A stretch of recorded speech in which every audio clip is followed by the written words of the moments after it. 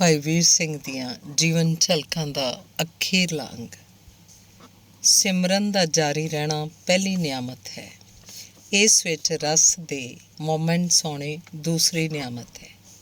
ਮਨ ਦਾ ਸੰਕਲਪ ਵਿਕਲਪ ਤੋਂ ਹਟ ਕੇ ਇਸੇ ਰਸ 'ਚ ਰਹਿਣਾ ਲਿਵ ਹੈ ਅਤੇ ਤੀਸਰੀ ਨਿਆਮਤ ਹੈ। ਸਭ ਦਾਤਾਂ ਹਨ, ਦਾਤਾਂ ਦਾਤੇ ਦੇ ਵੱਸ ਹੁੰਦੀਆਂ ਹਨ, ਪਰ ਮੰਗਤ ਜਾਂਦਾ ਕੰਮ ਹੈ ਝੋਲੀ ਅੱਡ ਮੰਗਦਾ ਰਹਿਣਾ।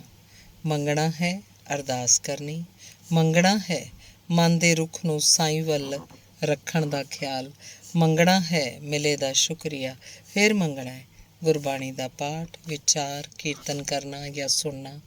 ਸਾਰੇ ਤਰੱਦਦਾਂ ਨਾਲ ਲੱਗੇ, ਸਹਿਜ ਧਿਆਨ ਹੁੰਦਾ ਹੈ। ਅਭਿਆਸੀ ਇਹਨਾਂ ਸਾਰਿਆਂ 'ਚ ਵਿਚਰਦਾ ਹੈ। ਗੁਰੂ ਇਹ ਰੌਂ ਬਖਸ਼ੀ ਰੱਖੇ, ਦੂਰ ਬੈਠਿਆਂ ਦੀ ਇਹੋ ਅਰਦਾਸ ਹੈ, ਤੈਨੂੰ ਰੱਬ ਨਾ ਭੁੱਲੇ, ਦੁਆ ਫਕੀਰਾਂ ਦੀ ਇਹ ਆ। ਧੰਨਵਾਦ।